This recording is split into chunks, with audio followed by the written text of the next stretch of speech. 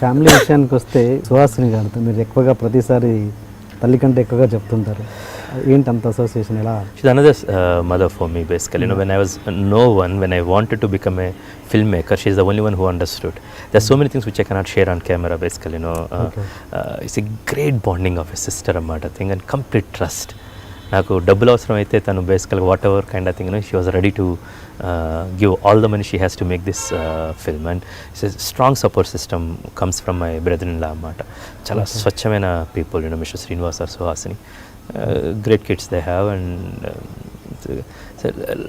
God has blessed me with great things in life, great family, beautiful wife and very అర్థం చేసుకునేది at the same time అర్థం చేసుకోవటం at the same time అర్థం అంటే అర్థం చెప్పే వైఫ్ అనొచ్చు మీరు టూ ఎర్లీ టు సే అని but she's very supportive and great friends I have and great team to work with and now great audience who are accepting my movies. Very excited phase in my life.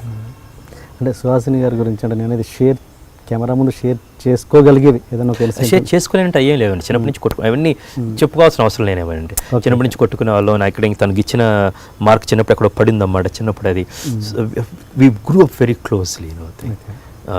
నాకు మా brother Chinni he stays in Abu Dhabi. He married to a doctor Soumya అని. Then bless with 2 beautiful kids actually. వాడికి నాకు కన్నా తనకి సుహాసిని తనతోటి నాతోటిను so she understands. చిన్నప్పటి నుంచి మేము లిరిక్స్ అన్ని రాసుకొని పాడుకునే వాళ్ళం అనమాట. నాకు పాట నచ్చితే ఋతురాగాల్లో నుంచి వాసంత సమీరంల దగ్గర నుంచి సాగర్ సంగంలో పాటల దగ్గర నుంచి మెల్లగా మెల్లగా తట్టిన ఆశ అనే సినిమా వస్తే so we have so many great memories. మా కజిన్స్ బట్టి కానీ ఇది కానీ she's part of a good life. సో మీరు సీరియల్స్ని అప్పటి నుంచే ఫాలో అవుతున్నారు బాగా? చిన్నప్పుడు అది అదొకటే ఉండేది కదండి. అది అందరూ ఫాలో అయ్యేవాళ్ళం. అది ఋతురాగాలు ఫాలో కాలేదంటే Ramayana that is a phase. మనకి కేబుల్ టీవీ విస్తృతంగా వచ్చే ముందన్నమాట. Our generation is one generation which really took a nice plunge. ఇప్పుడు సీరియల్స్ కూడా ప్రొడ్యూస్ చేస్తున్నారు. My dad will take care of it actually. Mostly creatively we'll start with idea అని అప్పుడు నేను స్క్రిప్ట్స్ చూస్తూ ఉంటాను బేసికల్గా. Then Suhasini and Aishwarya garu Rajeev's wife and they take care. Aishwarya is now more in to costumes working for Kanche కానీ ఇది కానీ. Suhasini will take care of the serials అండి. పుత్తడి బొమ్మ కావచ్చు, ఇప్పుడు స్వాతి చినుకులు కావచ్చు, జంత్ర మంత్రులు కావచ్చు, అదర్ థింగ్స్. అండ్ స్వాతి చినుకులు మీరు చేసిన సీరియల్కి యూరోప్ వెళ్ళినప్పుడు అక్కడ జార్జియా స్లోవేనియా అక్కడ మీరు వార్కి సంబంధించిన చూసిన తర్వాత అప్పుడు మీకు పుట్టిన ఐడియా అని? లేదు, దానికి తగ్గట్టు వేదం సినిమా జరుగుతున్నప్పుడు కంచండి. మనం వైజాగ్లో షూట్ చేస్తున్నప్పుడు జపాన్ వాళ్ళు వైజాగ్ మీద వేసిన బాంబు రెండో ప్రపంచ యుద్ధంలో మనం చాలా అండమాన్లో ఓచకోత జరిగింది బేసికల్గా. ఇది చాలా కథలు చెప్పబడలేదండి. మిలిటరీ మాధవరం నుంచి 2000 మంది సైనికులు వెళ్ళి ఎక్కడో ఊర్లో ఒక ఖండాంతరాలు వెళ్ళి ఫైట్ చేస్తే ఒక మన మిలిటరీ మాధవరం అందరికీ తెలుసు, విన్నాం మనం. అది అక్కడి నుంచి వెళ్ళి చేస్తే దసే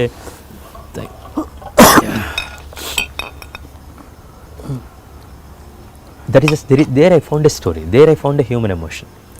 దాని తర్వాత అంటే ఇన్స్పిరేషన్ ఎలా వచ్చేది తెలియదండి. గమ్యం అప్పుడు పూర్ణచంద్రరావు గారని అప్పుడు బిబోలో పనిచేసేవారు. ఆయన నీడ్ లిటరేట్ చిల్డ్రన్స్ ఎడ్యుకేషన్ అని నైస్ అని ఒక ఆర్గనైజేషన్ స్టార్ట్ చేశారండి. ఎక్స్ట్రీమ్లీ థరో జెంటిల్మెన్ అండ్ అతను చాలా హెల్ప్ఫుల్ నేచర్ ఉన్నాయి అన్నమాట. ఆయన ఇన్స్పిరేషన్ నాకు. అప్పుడు జరుగుతున్న నక్సల్స్కి గవర్నమెంట్కి మధ్య చర్చలు జరుగుతుండడం కావచ్చు, నసరాపేటలో కోటప్పకొండ తిరణాలు అసభ్యమైన డ్యాన్సులు నృత్యాలు కావచ్చు, అప్పుడు విస్తృతంగా వచ్చిన టీవీలో. ఈ టీవీలో మన న్యూస్ వెనక నాకు హ్యూమన్ ఎమోషన్ కనపడిందండి. ఒక చాలా మనుషులు కనపడ్డారండి. అందులోంచి వచ్చిన గాలి సీన్లు కావచ్చు, అందులో నుంచి వచ్చిన శేషు క్యారెక్టర్లు కావచ్చు, ఒక maybe Gautam Buddha story. It can be. గమ్యంలో చాలా పార్శ్వాలు ఉంటాయండి. Man who is taking a journey to and then he's finding 5 different virtues of life and who enlightened himself. అది మనం అందులోనే అభిరామన్ అతని పేరు రాముడు, ఈ అమ్మాయి పేరు జానకి సీత. అతనికి హెల్ప్ చేసే అతను గాలిసీను పవనుడు అన్నమాట. అది చాలా చాలా తెలియకుండా అది సెట్ చేసుకుంటామండి. సో ఈ కథ చెప్పాలనిపించింది చెప్పాను. సేమ్ టైం వేదం అప్పుడు మన బాంబే జరిగిన తాజ్ ఇన్సిడెంట్స్, టెర్రరిస్ట్ అటాక్ కావచ్చు, అందులో వాళ్ళు హాస్పిటల్కి కూడా వెళ్ళారండి. హాస్పిటల్లో చంపడం జరిగింది. ఎక్కడ అవును. బాధపడితే హాస్పిటల్కి వెళ్తారు, అక్కడ కూడా వెళ్ళి చంపడం అనేది కలిచివేసిందండి. ఆ ఇన్సిడెంట్ నాకు అక్కడ 5 different human lives are there. ఆ హ్యూమన్ ఎమోషన్ని దాన్ని పట్టుకొని అప్పుడున్న గోద్రా ఇన్సిడెంట్, అది రహీముద్దీన్ ఖురేషీ స్టోరీ కావచ్చు, దట్ రాక్ ఇన్సిడెంట్, అప్పుడు మనం న్యూ ఇయర్ పార్టీలు ఎక్కువ చేసుకునే వాళ్ళం బేసికల్గా. ఇప్పుడు తగ్గింది. 2010-11లో చాలా ఎక్సైటింగ్ ఉండేవి.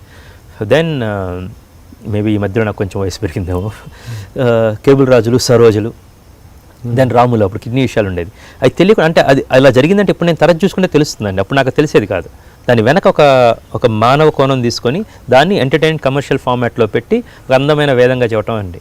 4 వేదాలు అంటే నేను చెప్పింది 5వ వేదం అండి, పంచమ వేదం బేసికల్గా. వేదం అంటే జ్ఞానం అని అర్థం, వేదం అంటే ఇది వేద అని, ఇది చేసి తీరాలంది. లివ్ అండ్ లెట్ లివ్ కన్నా అంతకు మించిన వేదం లేదండి, బతికించు అనేది. So then I shifted to Krishnavande చదువుతున్నప్పుడు మైనింగ్ మాఫియా కావచ్చు, సురభికి పబ్లిక్ గార్డెన్స్లో ఒక స్థలం కేటాయించడం కావచ్చు, దీస్ ఆర్ ద థింగ్స్. తెలియకుండా ఒక చిన్న ఇన్ఫ్లుయెన్స్, ఒక కథ అనేది ఏర్పడుతూ ఉంటుందండి, ఎప్పుడైద్దో తెలియదు. సో ఈ కంచె అనేది వేదం జరుగుతున్నప్పుడు నేను అక్కడ ఒక మన నేవల్ బేస్ మీద పడినప్పుడు, అందులో షౌకర్ జనక్ గారు పనిచేస్తున్నప్పుడు, షౌకర్ జనక్ గారు చెప్పారు, 2వ ప్రపంచ యుద్ధం టైంలో మద్రాస్ నుంచి అందరినీ తరలించారు రైళ్లలో, మన ఇంక్లూడింగ్ ద జూల్లో నుంచి అన్నమాట. Because Japan try to occupies and then Sri Lanka, there is lot of story they. చాలా గొప్ప కథ ఉంది. మన సుభాష్ చంద్రబోస్ దగ్గర నుంచి హిట్లర్కి గాంధీజీ గారు రాసిన లేఖల దగ్గర there is a lot we are involved, but దాన్ని పట్టించుకోవట్లేదు. మనకి ఓన్లీ మన చరిత్ర అంటే ఇండిపెండెన్స్ బిఫోర్, ఇండిపెండెన్స్ ఆఫ్టర్. అది మనకు మొఘల్స్ గురించి తెలిసినట్టు ఏది తెలియదు. ఆ చిన్న ఆవేశమే ఈ గౌతమిపుత్ర శాతకర్ణి అనుకోవచ్చు నేను ఇప్పుడు. సో ఎప్పుడో 2011-12లో జరుగుతున్న కొండపల్లి తవ్వకాల్లో, కోట్లింగాల పక్కన ఆ పరిసరాల్లో పరబ్రహ్మ శాస్త్రి గారు, కృష్ణశాస్త్రి గారు వాళ్ళు ఆ శాతవాహన కాయిన్స్ పెట్టినప్పుడు, దెన్ అగైన్ ఇట్ జనరేటెడ్. నేను చిన్నప్పటి నుంచి చిన్న కథ, ఆ కాయినేజ్లో మొట్టమొదటి కింగ్ హూ ప్రింటెడ్ ఆయన మొహాన్ని కాయిన్ మీద ఎంబోజ్ చేశాడు అనగానే, then you revisit and you find a great story behind this man. Then this is a story you want to tell, but it took a long time for me. ఇది ఎప్పుడు కృష్ణవందే జరుగుతున్నప్పుడు జరిగింది. దెన్ అది it took its own shape. అదే చిక్కుముళ్ళు వేసుకుంది, అదే ప్రశ్నలు ఓపెన్ చేసుకుంది, అది ఇక్కడ దాకా తీసుకొచ్చింది అన్నమాట. కథ చెప్పాలని ఆవశ్యకత నాకు అనిపిస్తే, ఆ కథని నేను బాగా ఇష్టపడితే అప్పుడు మాత్రమే కథ చెప్పడానికి నేను రెడీ అవుతానండి.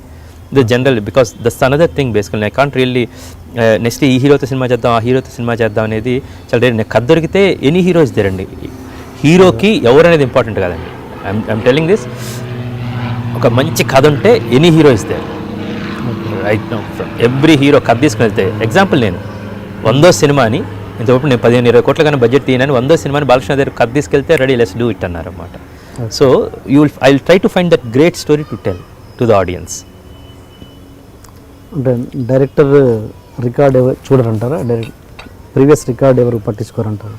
మోస్ట్ కేసెస్ నో అండి. అలాగా అశుతోష్ గోవర్కర్ లగాన్ తీసే ముందు ఆయన చేసిన సినిమాలు ఏంటండి, ఓం ప్రకాష్ ఈయన రంగదేవ్ వసంతి ముందు ఆయన చేసిన cinema, talking about Telugu Tollywood, everywhere. Okay, everywhere. Please subscribe to iDream. please subscribe for more videos.